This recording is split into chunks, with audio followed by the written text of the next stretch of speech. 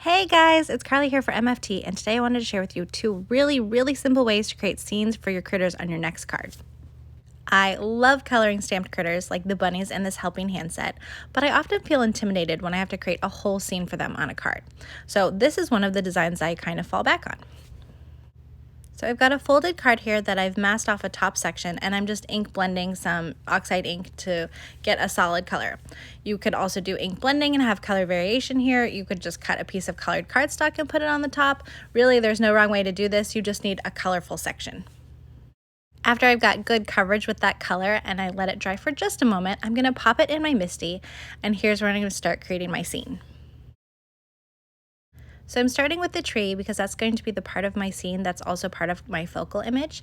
And I'm gonna stamp it in another oxide ink that's just a little bit darker. So here I'm kind of going for a monochromatic look, but I've also done it in black, or also if you emboss in white, and all of those options give you a really cool look. It just kind of depends on what you're going for. I'm gonna add some trees off both edges and then a few apples in each, and then I can remove that masking tape to reveal my little background scene. Next, I'm going to add a sentiment by popping the panel in my MISTI. I've got the bunnies in there as placekeepers, not actually glued down yet, and I've got a piece of acetate on top that I can stamp onto to kind of test the sentiment, make sure it's in the right spot. When I'm happy with it, I can remove that acetate, ink up my stamp, and stamp it again to finish my scene. Well, actually, then I have to glue the bunnies down, but then it's finished.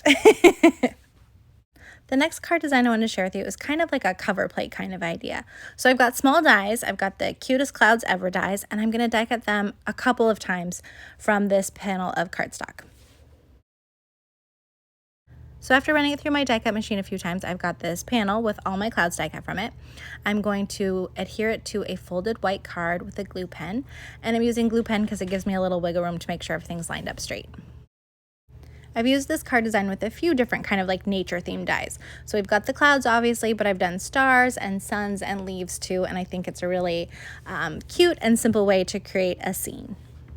So I'm going to finish my card with more images from the helping hand set, which is pretty self-explanatory, but I wanted to show you how I filled the truck. I wanted this smaller size apple instead of the larger individual apple that's part of the set, so I die cut two of the baskets and I just adhered them behind the truck bed with a little bit of double-sided tape.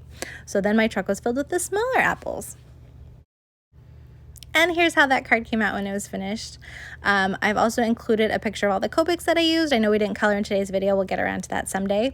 But thank you so much for watching. If you have any questions, please leave them in the comments below. And I hope you're having a great crafty day.